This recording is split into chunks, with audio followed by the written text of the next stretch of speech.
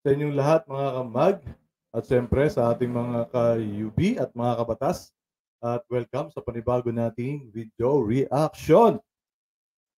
Pag-usapan nga natin to guys, itong naging reaction nitong si Vice Ganda dito sa episode ng Especially for You ba to?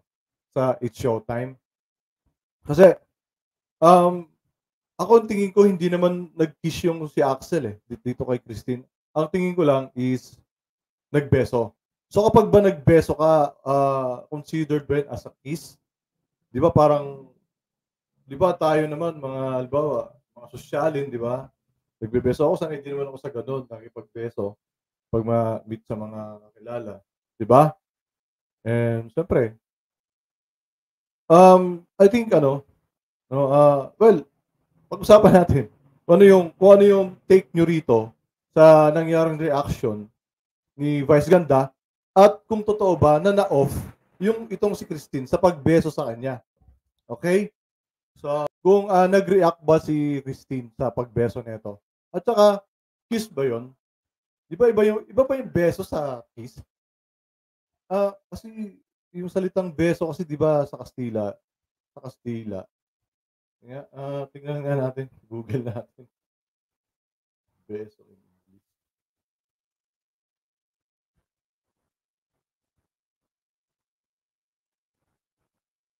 Kiss nga. So, yung beso pala sa kiss isa. Ang alam ko kasi yung beso, yung parang chick to chick lang.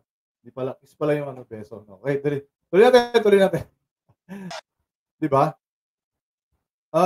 Nabastos kaya ba talaga dito yung si girl? At tingnan niyo sasabihin dito ni Vice, pakinggan niyo sasabihin ni Vice dito. Ang halik.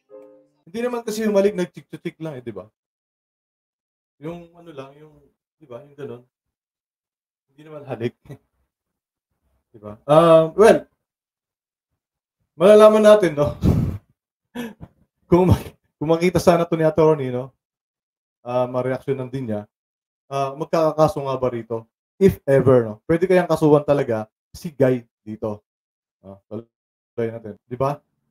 Sabi pa ni Vice, wag ganun that's bad. Doon ka sasaktan kita, sabi niya pa Di ba? So, wait lang. Tayo sa isa. Kasi parang public apology rito si Vice Ganda. Panoorin natin yung public apology niya.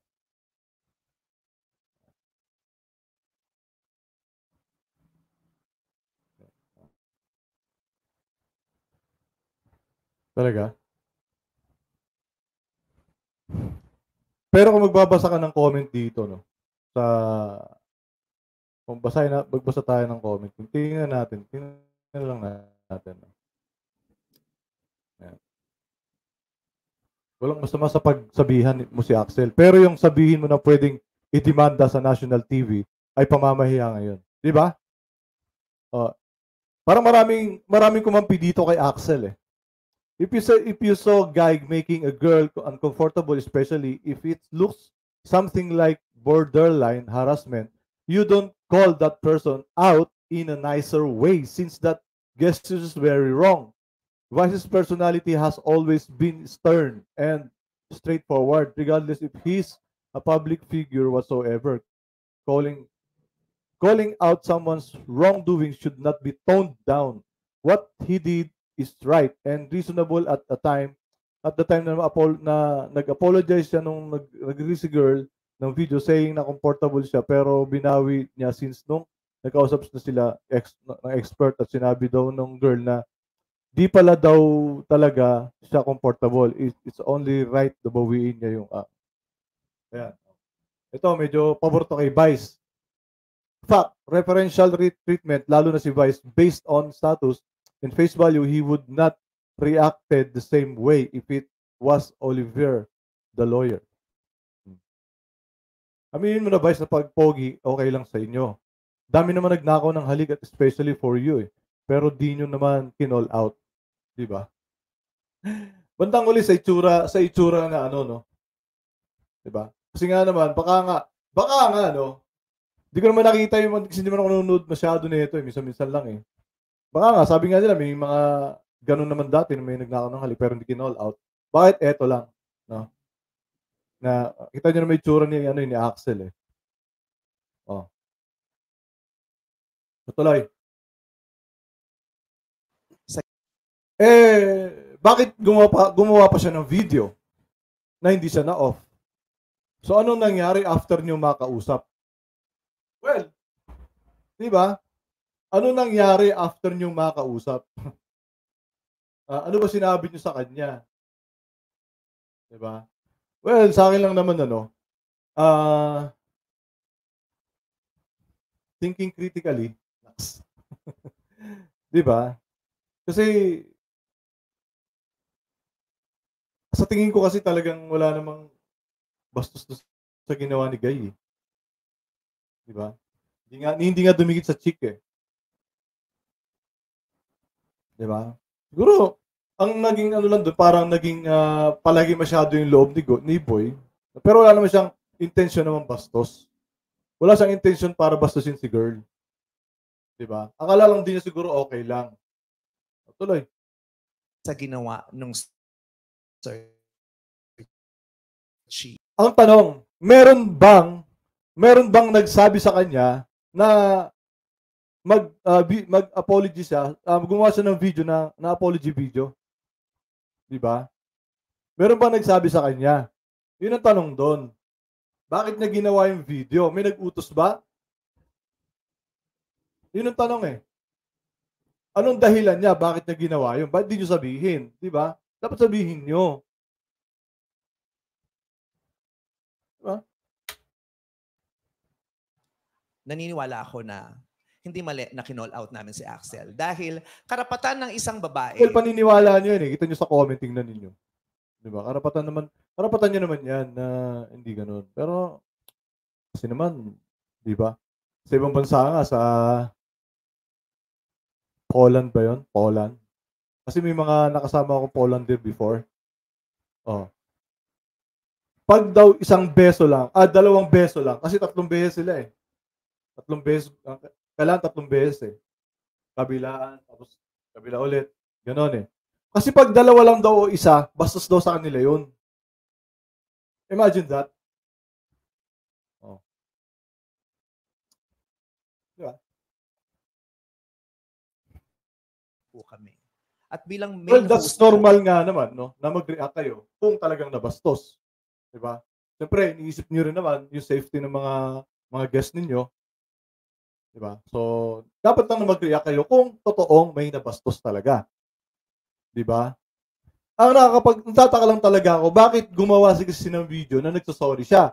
Ngayon, bigla niyang babawiin na off talaga siya. Noong nakausap nyo. Diba?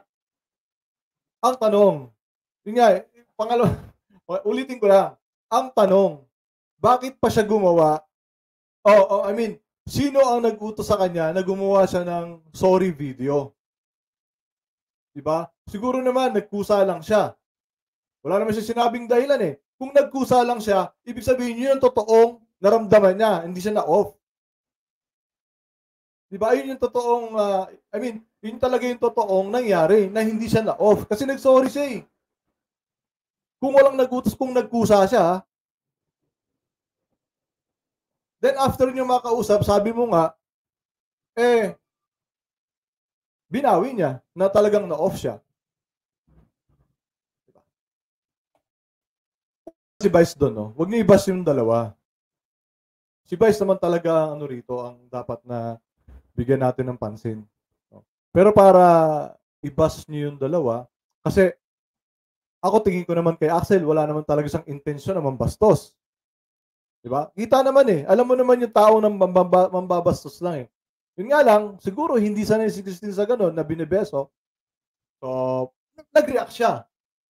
No? Nag-react siya. Nagkaroon siya ng reaction doon. Siguro hindi siya sanay sa beso-beso. Kaya nag-react siya. Nagulat siya. Parang first time, ganun. And, yun. Kaya, huwag na natin silang i-bash. Si Vice na. Sabi naman niya eh. Sanay naman siya sa ganun eh. Diba? Si Axel at si Christine. And again, Axel, Christine, nandito kami. Sasamahan namin kayong proseso. Okay, mga kamag, no? Hanggang dito lang tayo. And sana, no, mabigyan sana itong ng reaction ng mga abogado natin. And kasi, gusto ko malaman na pwede nga ba talagang magkakaso dito si Axel. So, tingnan natin ulit yung yung beso na video. Okay? Tingnan natin ulit yung beso na video. Wait lang, ha. Wait lang.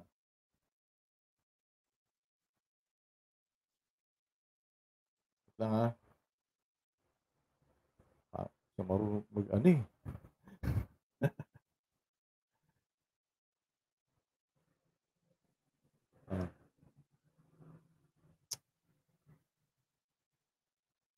Tayo dun sa beso.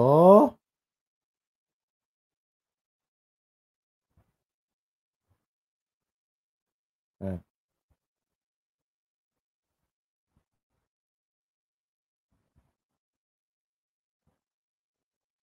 Yan. Tingnan nyo mabuti, ha, guys. Tingnan nyo mabuti, ha. Oh. Ayan. Oh. Hindi pwede yun. Diba? Nabastos ba? May meron bang sa tingin niyo ba yung itong si Axel may intention ba talaga na mambastos? Di ba? Kaya na magusga, guys. Ilang namin sa akin. Basta ako, parang tingin ko dito nag-overreact lang dito si Vice, no? And then, syempre, kailangan nilang sa tingin ko lang naman, opinion ko lang. Siguro kailangan din nilang damage control. Di ba? Yun nga, ang sa akin lang din is, sana, sabi nga ni Jong, kung mayroong magpapatunay na nabastos o na-off yung babae, si Axel lang at saka si Christine ang pwede, ang may mas legit na magsalita. O di sana sila yung pinagsalita doon sa segment.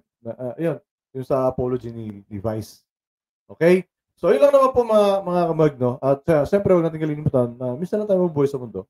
Gamitin na sa tama sa mabuti. Maraming salamat po.